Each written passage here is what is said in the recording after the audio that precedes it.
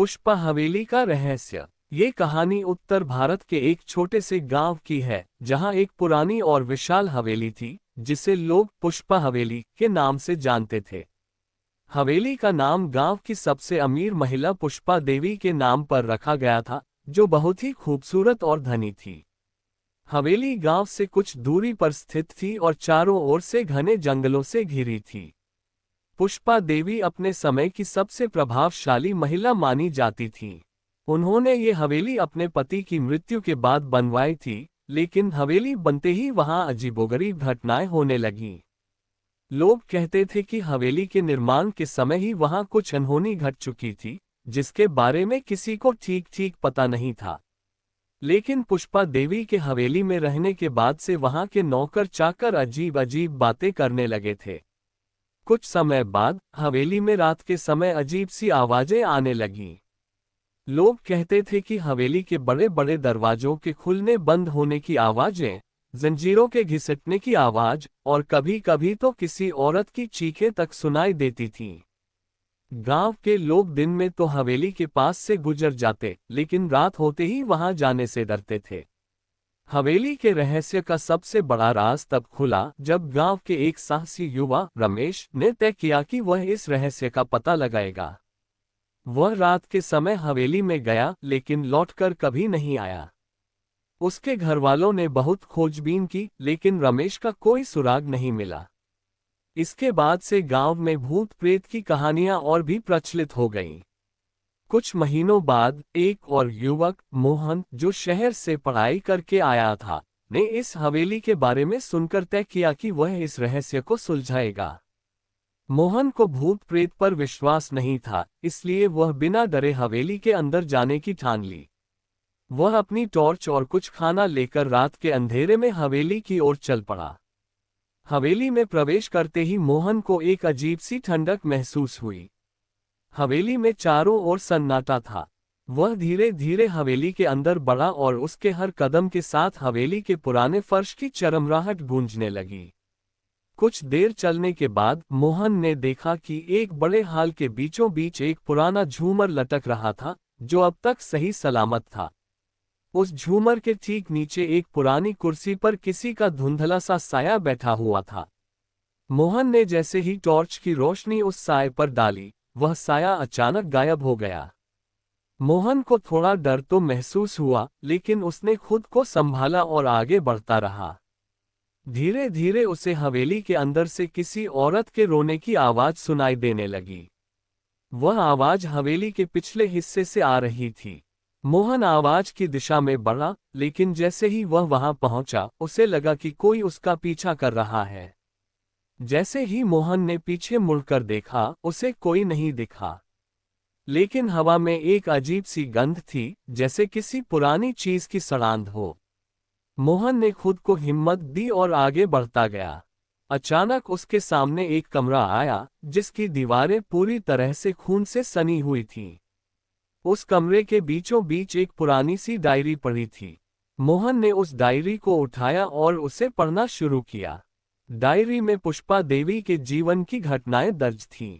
Diary के आखिरी पन्नों में लिखा था कि पुष्पा देवी के पति की मृत्यु स्वाभाविक नहीं थी, बल्कि उनकी हत्या की गई थी। पुष्पा देवी ने ये हवेली इसलिए बनवाई थी ताकि वह अपने पति की आत्मा को शांति दिला सके। लेकिन हवेली के बनते ही उनके पति की आत्मा यहाँ कैद हो गई और तब से वह इस हवेली में भटक रही थी।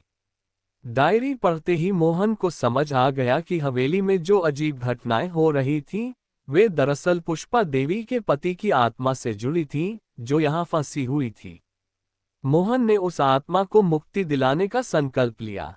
उसने गांव के पुजारी से मदद ली और एक विशेष पूजा आयोजित की गई। पूजा के बाद हवेली में अजीब घटनाएं बंद हो गईं और पुष्पा देवी के पति की आत्मा को शांति मिल गई। लेकिन कहानी यहीं खत्म नहीं होती। कहा जाता है कि आज भी हवेली के पास से गुजरने वाले लोग रात के समय वहां कुछ अजीब महसूस करते हैं। हवेली अब भी वीरान पड़ी है और गांव के लोग वहां जाने से कतराते हैं। हवेली का रहस्य अब भी जीवित है और कोई नहीं जानता कि क्या सच में आत्मा को मुक्ति मिली थी या वह अब भी वहां भटक रही है। कहते हैं, रात के अंधेरे में अगर आप हवेली के पास से गुजरे तो हो सकता है कि आपको भी वहां से किसी की फुसफुसाहट सुनाई दे, जो आज भी अपने रहस्य का खुलासा करना चाहती हो। मोहन ने हवेली में पूजा करवाकर आत्मा को मुक्ति दिलाई, लेकिन वह इस अनुभव से अजीब बदलाव महसूस करने लगा था। हवेली के अंदर बिताए हुए वे कुछ घंटे उसके मन पर गहरी छाप छोड़ गए थे। हालांकि गांव के लोग मान चुके थे कि अब हवेली में कोई खतरा नहीं है, लेकिन मोहन के दिल में अब भी कुछ सवाल बचे हुए थे। उसे ऐसा महसूस होता कि हवेली से जुड़ा कोई और बड़ा रहस्य अब भी छिपा हुआ है। कुछ महीनों के बाद मोहन का दोस्त राजीव, जो शहर से अपने शोध के लिए गांव आया था, ने पुष्पा हवेली के बारे में सुना। वह अंधविश्वासों में यकीन नहीं करता था और वह इस हवेली के इतिहास पर शोध करना चाहता था। मोहन ने उसे हवेली के अजीबोगरीब अनुभवों के बारे में बताया, लेकिन राजीव ने इसे पुराने जमाने की कल्पनाएं कहकर टाल दिया। राजीव ने तय किया कि वह हवेली में रात बिताकर तथ्यों की जांच करेगा। राजीव अपने कैमरे, रिकॉर्डर और अन्य उपकरणों के साथ हवेली के अंदर चला गया। मोहन ने उसे रोकने की कोशिश की, लेकिन राजीव ने इसे चुनौती के रूप में लिया। वह हवेली के अंदर पहुंचा और हर कमरे की जांच शुरू की। जैसे ही उसने अपने कैमरे को चालू किया, अजीब घटनाएं फिर से शुरू हो गईं। कैमरे की बैटरी अचानक खत्म हो गई, जबकि बैटरी पूरी तरह से चार्ज थी। दीवारों पर अजीब सी परछाइयां दिखने लगीं और हवेली के अंदर एक भारीपन छा गया। राजीव का रिकॉर्डर भी रहस्यमय तरीके से काम करना बंद कर गया। तभी हवेली के नीचे से किसी भारी दरवाजे के खुलने की आवाज आई। राजीव ने पहले इसे नजरअंदाज किया, लेकिन आवाज लगातार बढ़ती गई। वह उस दिशा में बढ़ा जहां से आवाज आ रही थी। हवेली के एक कोने में उसे एक पुराना तहखाना मिला, जो पहले किसी ने नहीं देखा था। यह तहखाना बहुत ही पुराना और धूल मिट्टी से भरा हुआ था। राजीव ने जैसे ही तहखाने का दरवाजा खोला, उसे एक रहस्यमय सुरंग दिखी जो बहुत गहराई तक जा रही थी। राजीव ने बिना सोचे समझे सुरंग के अंदर जाने का फैसला किया। वह धीरे धीरे सुरंग के अंदर बढ़ता गया। सुरंग बहुत संकरी और अंधेरी थी, लेकिन उसके अंत में हल्की सी रोशनी दिखाई दे रही थी। जैसे ही वह उस रोशनी के पास पहुंचा, उसने देखा कि वहां एक पुराना ताबूत रखा हुआ है। ताबूत के पास कुछ पुरानी मूर्तियां और धातु के बर्तन थे, जो शायद प्राचीन काल के थे। राजीव को समझ नहीं आया कि ये सब यहाँ क्यों और कैसे हैं। उसे ताबूत को खोलने का विचार आया, लेकिन जैसे ही उसने ताबूत को छुआ, हवेली की दीवारें जोर जोर से हिलने लगीं, मानो कोई बड़ा भूकंप आ गया हो। अचानक ताबूत के ऊपर से एक भयानक चीख निकली, जिसने राजीव को जड़ कर दिया। उसने महसूस किया कि हवेली के अंदर की सारी बुरी ताकतें उस ताबूत के चारों ओर घूम रही थीं। उसी समय मोहन को हवेली में कुछ अनहोनी होने का एहसास हुआ। वह भागते हुए हवेली की ओर गया। जब वह पहुंचा तो हवेली के अंदर से राजीव की चीखें सुनाई दे रही थीं। मोहन ने तेजी से सुरंग की ओर दौड़ लगाए और वहां पहुंचा, जहां राजीव अब तक ताबूत के पास गिरा हुआ था। मोहन ने राजीव को किसी तरह से बाहर निकाला, लेकिन सुरंग का दरवाजा बंद होने लगा था। उन्होंने जैसे तैसे बाहर निकलने की कोशिश की और अंत में वे दोनों उस भयानक सुरंग से बाहर आ गए।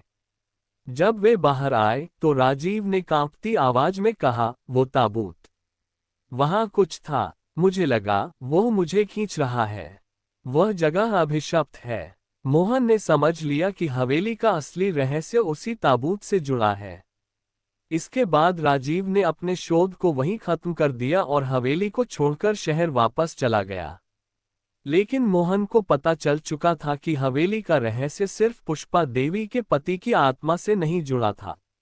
वह ताबूत, सुरंग और प्राचीन वस्तुएं हवेली के पुराने इतिहास के और भी गहरे राज छुपाए हुए थे। आज भी गांव के लोग हवेली के पास जाने से कतराते हैं। वे कहते हैं कि ताबूत के पास कोई पुरानी आत्मा बंद थी, जो अब भी किसी का इंतजार कर रही है। हवेली के रहस्य को अब भी कोई सुलझा नहीं सका है, और शायद वह रहस्य हमेशा के लिए अनसुलझा ही रहेगा। पुष्पा हवेली का रहस्य। ये कहानी उत्तर भारत के एक छोटे से गांव की है, जहां एक पुरानी और विशाल हवेली थी, जिसे लोग पुष्पा हवेली के नाम से जानते थे। हवेली का नाम गांव की सबसे अमीर महिला पुष्पा देवी के नाम पर रखा गया था, जो बहुत ही खूबसूरत और धनी थी। हवेली गांव से कुछ दूरी पर स्थित थी और चारों ओर से घने जंगलों से घिरी थी। पुष्पा देवी अपने समय की सबसे प्रभावशाली महिला मानी जाती थी। उन्होंने ये हवेली अपने पति की मृत्यु के बाद बनवाई थी, लेकिन हवेली बनते ही वहां अजीबोगरीब घटनाएं होने लगीं। लोग कहते थे कि हवेली के निर्माण के समय ही वहां कुछ अनहोनी घट चुकी थी, जिसके बारे में किसी को ठीक ठीक पता नहीं था। लेकिन पुष्पा देवी के हवेली में रहने के बाद से वहां के नौकर चाकर अजीब अजीब बातें करने लगे थे। कुछ समय बाद हवेली में रात के समय अजीब सी आवाजें आने लगीं। लोग कहते थे कि हवेली के बड़े बड़े दरवाजों के खुलने बंद होने की आवाजें, जंजीरों के घिसटने की आवाज और कभी कभी तो किसी औरत की चीखें तक सुनाई देती थीं। गांव के लोग दिन में तो हवेली के पास से गुजर जाते, लेकिन रात होते ही वहां जाने से डरते थे।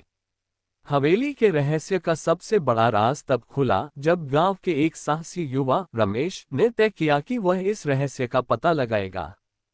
वह रात के समय हवेली में गया, लेकिन लौटकर कभी नहीं आया। उसके घरवालों ने बहुत खोजबीन की, लेकिन रमेश का कोई सुराग नहीं मिला। इसके बाद से गांव में भूत प्रेत की कहानियां और भी प्रचलित हो गईं। कुछ महीनों बाद एक और युवक मोहन, जो शहर से पढ़ाई करके आया था, ने इस हवेली के बारे में सुनकर तय किया कि वह इस रहस्य को सुलझाएगा। मोहन को भूत प्रेत पर विश्वास नहीं था, इसलिए वह बिना डरे हवेली के अंदर जाने की ठान ली। वह अपनी टॉर्च और कुछ खाना लेकर रात के अंधेरे में हवेली की ओर चल पड़ा। हवेली में प्रवेश करते ही मोहन को एक अजीब सी ठंडक महसूस हुई। हवेली में चारों ओर सन्नाटा था। वह धीरे धीरे हवेली के अंदर बढ़ा और उसके हर कदम के साथ हवेली के पुराने फर्श की चरमराहट गूंजने लगी। कुछ देर चलने के बाद मोहन ने देखा कि एक बड़े हाल के बीचों बीच एक पुराना झूमर लटक रहा था, जो अब तक सही सलामत था। उस झूमर के ठीक नीचे एक पुरानी कुर्सी पर किसी का धुंधला सा साया बैठा हुआ था। मोहन ने जैसे ही टॉर्च की रोशनी उस साए पर डाली, वह साया अचानक गायब हो गया। मोहन को थोड़ा डर तो महसूस हुआ, लेकिन उसने खुद को संभाला और आगे बढ़ता रहा। धीरे धीरे उसे हवेली के अंदर से किसी औरत के रोने की आवाज सुनाई देने लगी। वह आवाज हवेली के पिछले हिस्से से आ रही थी। मोहन आवाज की दिशा में बढ़ा, लेकिन जैसे ही वह वहां पहुंचा, उसे लगा कि कोई उसका पीछा कर रहा है। जैसे ही मोहन ने पीछे मुड़कर देखा, उसे कोई नहीं दिखा। लेकिन हवा में एक अजीब सी गंध थी, जैसे किसी पुरानी चीज की सड़ांध हो। मोहन ने खुद को हिम्मत दी और आगे बढ़ता गया। अचानक उसके सामने एक कमरा आया, जिसकी दीवारें पूरी तरह से खून से सनी हुई थीं। उस कमरे के बीचों बीच एक पुरानी सी डायरी पड़ी थी। मोहन ने उस डायरी को उठाया और उसे पढ़ना शुरू किया। डायरी में पुष्पा देवी के जीवन की घटनाएं दर्ज थीं। डायरी के आखिरी पन्नों में लिखा था कि पुष्पा देवी के पति की मृत्यु स्वाभाविक नहीं थी, बल्कि उनकी हत्या की गई थी। पुष्पा देवी ने ये हवेली इसलिए बनवाई थी ताकि वह अपने पति की आत्मा को शांति दिला सके। लेकिन हवेली के बनते ही उनके पति की आत्मा यहाँ कैद हो गई और तब से वह इस हवेली में भटक रही थी। डायरी पढ़ते ही मोहन को समझ आ गया कि हवेली में जो अजीब घटनाएं हो रही थीं, वे दरअसल पुष्पा देवी के पति की आत्मा से जुड़ी थीं, जो यहाँ फंसी हुई थी। मोहन ने उस आत्मा को मुक्ति दिलाने का संकल्प लिया। उसने गांव के पुजारी से मदद ली और एक विशेष पूजा आयोजित की गई। पूजा के बाद हवेली में अजीब घटनाएं बंद हो गईं और पुष्पा देवी के पति की आत्मा को शांति मिल गई। लेकिन कहानी यहीं खत्म नहीं होती। कहा जाता है कि आज भी हवेली के पास से गुजरने वाले लोग रात के समय वहां कुछ अजीब महसूस करते हैं। हवेली अब भी वीरान पड़ी है और गांव के लोग वहां जाने से कतराते हैं। हवेली का रहस्य अब भी जीवित है और कोई नहीं जानता कि क्या सच में आत्मा को मुक्ति मिली थी या वह अब भी वहां भटक रही है। कहते हैं, रात के अंधेरे में अगर आप हवेली के पास से गुजरे तो हो सकता है कि आपको भी वहां से किसी की फुसफुसाहट सुनाई दे जो आज भी अपने रहस्य का खुलासा करना चाहती हो। मोहन ने हवेली में पूजा करवाकर आत्मा को मुक्ति दिलाई, लेकिन वह इस अनुभव से अजीब बदलाव महसूस करने लगा था। हवेली के अंदर बिताए हुए वे कुछ घंटे उसके मन पर गहरी छाप छोड़ गए थे। हालांकि गांव के लोग मान चुके थे कि अब हवेली में कोई खतरा नहीं है, लेकिन मोहन के दिल में अब भी कुछ सवाल बचे हुए थे। उसे ऐसा महसूस होता कि हवेली से जुड़ा कोई और बड़ा रहस्य अब भी छिपा हुआ है। कुछ महीनों के बाद मोहन का दोस्त राजीव, जो शहर से अपने शोध के लिए गांव आया था, ने पुष्पा हवेली के बारे में सुना। वह अंधविश्वासों में यकीन नहीं करता था और वह इस हवेली के इतिहास पर शोध करना चाहता था। मोहन ने उसे हवेली के अजीबोगरीब अनुभवों के बारे में बताया, लेकिन राजीव ने इसे पुराने जमाने की कल्पनाएं कहकर टाल दिया। राजीव ने तय किया कि वह हवेली में रात बिताकर तथ्यों की जांच करेगा। राजीव अपने कैमरे, रिकॉर्डर और अन्य उपकरणों के साथ हवेली के अंदर चला गया।